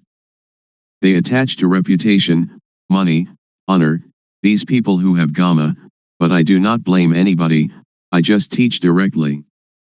You can bring it into practice, or you might not bring it into practice, it depends on you. When we know gama we see that gama is dukkha, gamazava is dukkha, bhavasava is dukkha, avijjasava is dukkha, because of not knowing. We also know samatha meditation. People may talk in any manner, we really know the matter of calmness. We know all the stages of it, because it is already in us. We right the overturned bowl, we open up what is covered over, that is to teach the method of practice, the method of arm movements, the method of turning the hand. This is one form of the most intensive practice. I have not taught this according to the texts. It may or may not contradict the texts, but I will talk in this way, because doing this way then you know this way. If you study from the texts, when asked about the truth, you don't know. Many of my teachers didn't know. The arm movement is cause, its result is punya arising. Cause and effect go together. After knowing this, we know about punya and papa. For any bad bodily action, we know how it is papa, kama, harmful, benighted action, and, if there is really a hell, into which level we shall fall. For any bad verbal action, we know how it is papa, kama, and, if there really is a hell, into which level we shall fall. For any bad mental action, we know how it is papa, kama, and, if there really is a hell, into which level we shall fall. For any bad bodily, verbal, and mental actions together, we know how they are papa, kama, and, if there really is a hell, into which level we shall fall. For any good bodily action, we know how it is, punya kama, beneficial wise action, and if there really is a heaven or nibbana, to which level we shall go. For any good verbal action, we know how it is punya, kama, and if there really is a heaven or nibbana, to which level we shall go. For any good mental action, we know how it is vedana, and if there really is a heaven or nibbana, to which level we shall go. For any good bodily, verbal, and mental actions together, we know how they are punya, kama, and if there really is a heaven or nibbana, to which level we shall go. The shaking of the knowing element is already there in everybody. The developing of sati can apply to everybody. If you don't believe it, just try it. I can guarantee that it will not take longer than 3 years and you will really know. It is like the fat, fertile grain that we plant in the field. If we practice incorrectly, it is like the empty husk. If you dig the ground, but not in the right place, then you cannot get water. If you dig into the ground in the right place, then you can really get the water.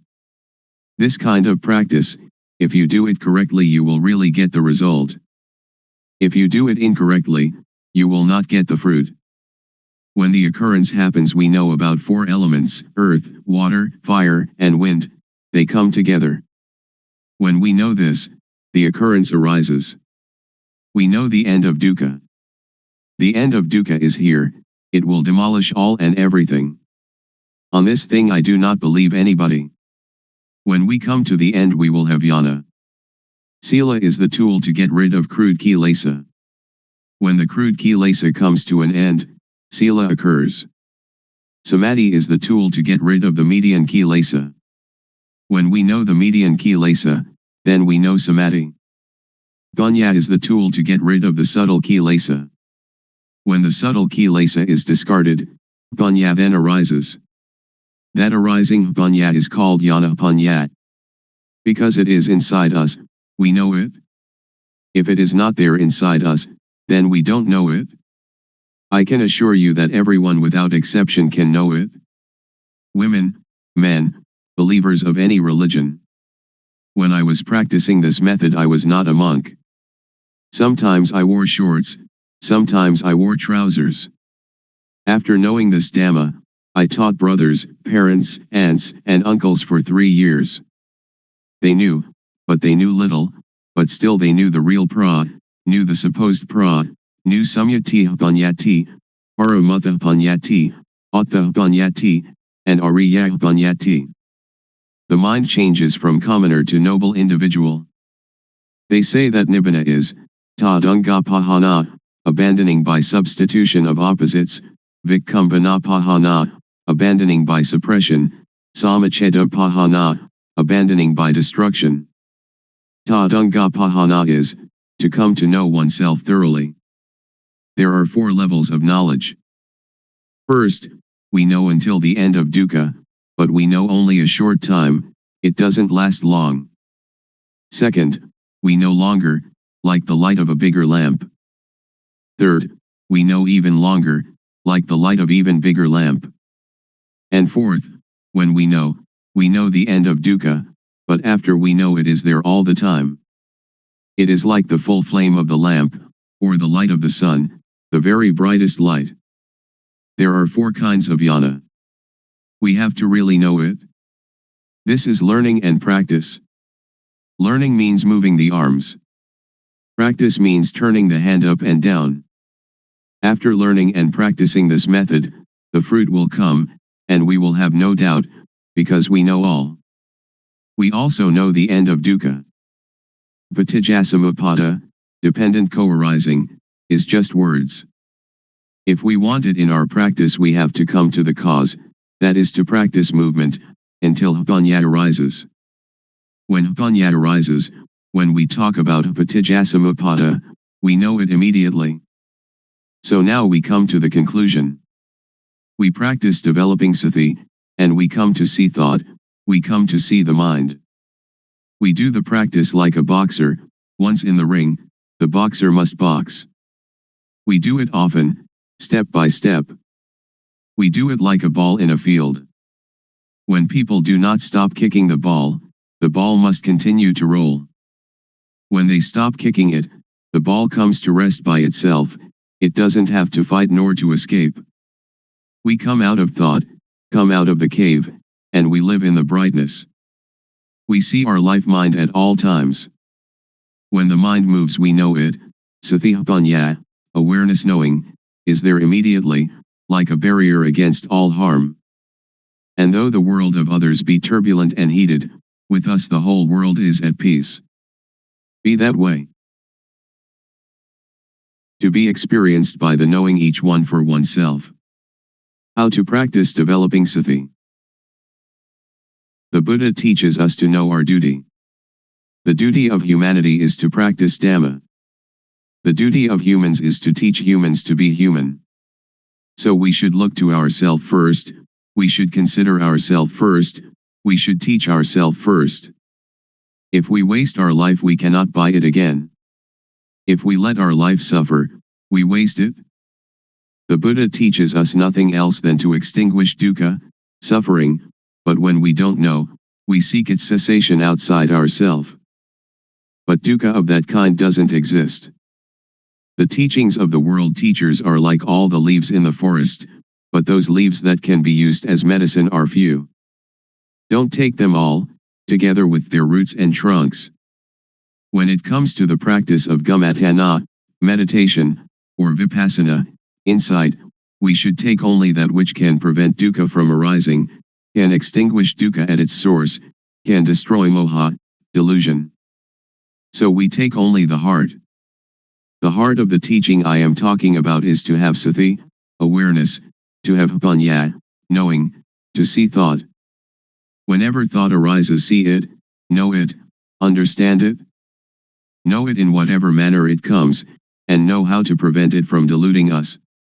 Wherever we are, that is where we must practice. Nobody else can do it for us. Wherever we go, we are the one that goes. Wherever we stay, we are the one that stays.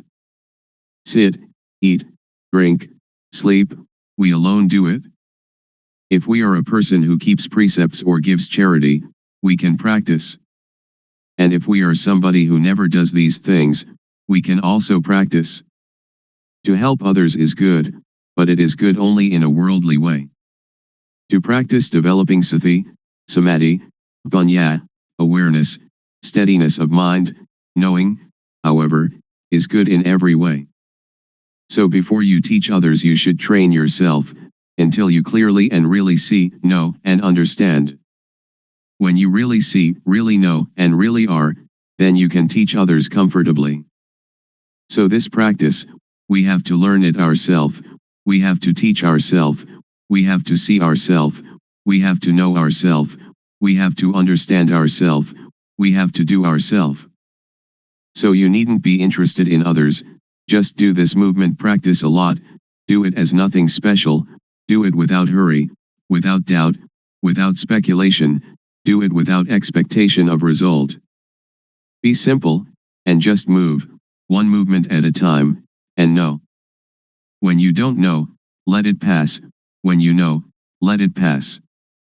Sometimes you know, sometimes you don't know, so it goes, but know. When the body moves, know it. When the mind moves, know it. This practice is a 24 hours a day practice, so relax and just be natural, just be normal. Set up the mind to really practice, and practice comfortably. The method of developing sati in daily life. When we get on a bus or boat, and are seated properly, we turn the palm up, we turn the palm down, we move the hand, or stretch the hand, or run the thumb over the fingertips, and blinking eyes, breathing, swallowing saliva, and so on, be aware of these movements. This is the way to have awareness returning to ourself. When thought arises, be aware of it, and detach it. The method of developing sati when we are at home. We can sit with both legs gathered back to one side, or cross-legged, or in a chair, or we can sit with legs outstretched. We can stand or lie down doing the rhythmic practice too. When we walk Jangama, meditating while walking back and forth, a length of 8 to 12 paces will do, we must not move the arms, fold the arms across the chest, or clasp the hand behind the back. The method of practice in a sitting position is shown in the stylized illustrations that follow. First, rest the hands palms down on the thighs. Second, with awareness, turn the right hand onto its edge, then stop. Third, with awareness, raise the hand, then stop. Fourth, with awareness, lower the hand to rest on the abdomen, then stop. Fifth, with awareness, turn the left hand onto its edge, then stop.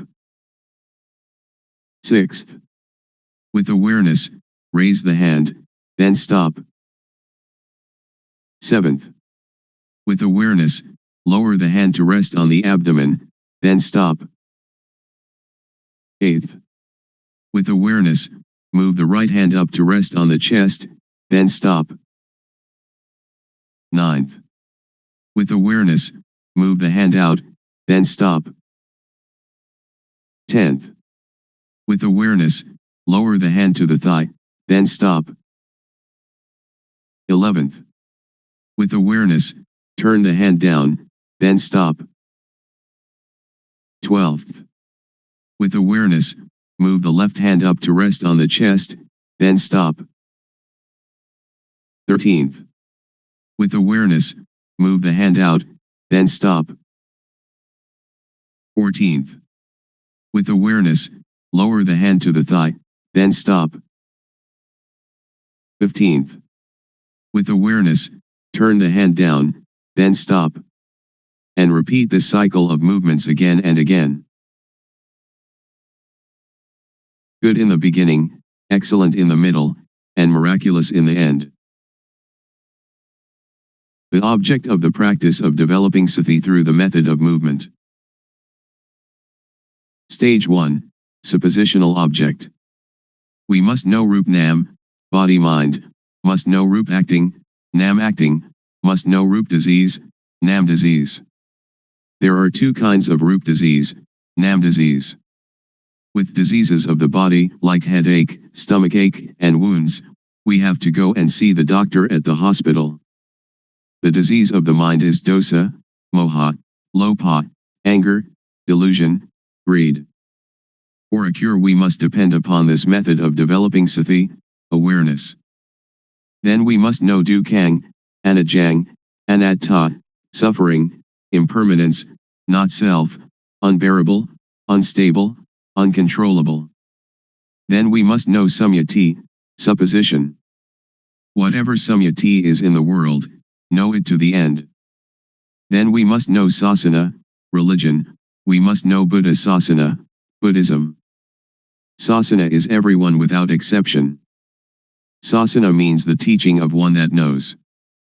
Know Buddha sasana.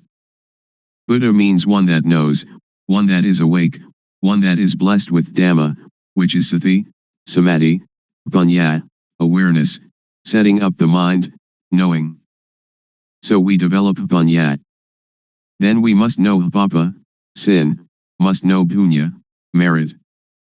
Papa is dark, stupid, not knowing how it is. Punya is clever, knowing everything. Whoever doesn't know is called somebody who still doesn't have punya. End of stage 1. There will arise an obstacle at this point, because we attach to the knowledge of Vipassana or Pakilesa. Vipassana or Pakilesa, defilement of insight, is when we know outside ourself endlessly. We must withdraw. We must not enter thought. Stage 2, touchable object. Use sati to see thought. When thought arises, know it, see it, understand it, and touch it. As soon as thought arises, cut it away immediately. Do it like a cat pouncing on a rat. Or like a boxer that climbing into the ring, must box immediately. The boxer needn't pay respect to the teacher. Lose or win, the boxer must box. We must not wait for anyone. Or like digging a well. When we find water, it is our duty to scoop out the mud, scoop out the mire, scoop out the water until it is finished. Scoop out the old water to the end. Now new water from inside will come out. We must stir at the edge of the well, clean the edge of the well, clean out the mud, and clean out the mire. Do it often. The water will become clean by itself. When the water is clean, anything that falls into the well we will know, see, and understand immediately. The cutting out of thought is the same. The quicker we cut, the better it is. Then let us see Vatu, thingness, see Paramutha, mind touchable, see Agara, change in Jess. Vatu means things that exist in the world, everything in humans and the mind of humans and creatures. Paramutha means things that really exist, we are seeing, having, being it, right now in front of us, touchable with the mind. Agara means change in Jess. Suppose we have a full can of dye, originally of 100% quality. If we dye cloth, it will adhere to the material 100%. When we know, we see, we can touch with the mind, the same full can of dye but the quality declines. Take it to dye cloth, it will no longer adhere to the material. This we must really see, must really know. Then see dosa, moha, lopa. Then let us see, vedana, sunya, sankhara, vijnana, feeling, percept, conceiving, knowingness, see them, know them, and touch them. Really understand this. We needn't doubt. Now there will arise a little bhiti, rapture, but bhiti is an obstacle in the higher practice of Dhamma. We must not be interested in that bhiti, we must come to see thought. This is the beginning of the touchable object, of this method of developing sati, of one that has panya. Continue to see thought. There will occur knowledge, or jnana panya, the knowledge of full direct awareness knowing. See, know, and understand kilesa, tanha, upadana, kama, defilement/stickiness, craving/heaviness, attachment, action. Therefore attachment will lose its taste, loosen its grip and fade, just as poor quality dye cannot adhere to material. There will again arise bhiti. We must not be interested in that bhiti. Uproot satisfaction and dissatisfaction. Continue to see thought, to see the mind that is thinking. There will occur a kind of jnana, to see, to know, and to understand sila, normality, sila kunda, samadhi kunda, panya kunda, the gathering together, containing of all normality, setting up the mind, knowing, or, ati sila sikha. Ati jitta sikha, and ati panya sikha, the training in the higher ethics, higher mind, higher knowing. Kunda means to contain or to fight. Sikha means to steamroller into powder or to pulverize to extinction. So sila is the tool to get rid of crude kilesa. Crude kilesa is dosa, moha, lopa, kilesa, tanha, upadana, kama. When these lose their taste, fade, and loosen, then sila occurs. Samadhi is the tool to get rid of median kilesa. Median kilesa is calmness, which is to see, to know, and to understand gamazava, bhavasava, abhijasava, under the control of sensuality, being, not knowing, because this kilesa is median kilesa, which makes the mind calm. This is one of the objects of this method of developing sati. When we know and see it this way, we will come to know dana, generosity, giving, keeping precepts, and doing gamatana, meditation, from every angle and every corner. There will arise jnana panya in the mind. For a bad bodily action, know how it is papa, kama, harmful, benighted action, and, if there really is a hell, into which level we shall fall. For a bad verbal action, know how it is papa, kama, and if there really is a hell, into which level we shall fall. For a bad mental action, know how it is papa, kama, and, if there really is a hell, into which level we shall fall. For bad bodily, bad verbal, and bad mental actions together, know how they are papa, kama, and, if there really is a hell, into which level we shall fall. For a good bodily action, know how it is punya, kama, beneficial, wise action, and, if there really is a heaven or nibbana, to which level we shall go. For a good verbal action, know how it is punya, kama, and, if there really is a heaven or nibbana, to which level we shall go. For a good mental action, know how it is punya, kama, and, if there really is a heaven or nibbana, to which level we shall go. For good bodily, good verbal, and good mental actions together, know how they are punya, kama, and, if there really is a heaven or nibbana, to which level we shall go. End of the object of this method of developing sati. It will be the greatest, most wonderful unfolding, which is in the mind of everyone without exception. If we still do not know it now, when the breathing is nearly finished we most certainly must know.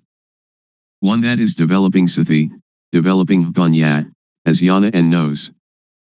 But somebody who doesn't develop sati doesn't develop panya, when the breathing is nearly finished it will be the same, but they will not know, because they have no jnana. To clearly know and really see, not just to memorize or recognize, to know with jnana panya of the real developing of sati, is to be able to assure oneself. It is said that at the end jnana will arise. Be careful about abnormalities that may occur. Be aware of yourself. Don't attach to happiness or to anything that arises. Don't take happiness, don't take suffering, but just return to reviewing the object often, from Rup Nam until the end of the object, level by level, and know that the object has steps and stages. Certainly, if you develop Sati correctly, the longest time for the practice will be no more than 3 years, the median time 1 year, and the quickest time 1 day to 90 days. We do not have to talk about the fruit of this practice. There is really no dukkha.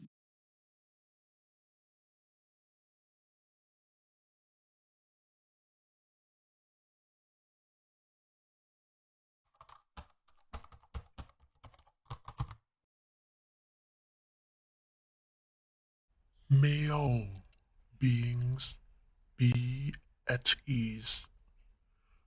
Whatever living beings there may be,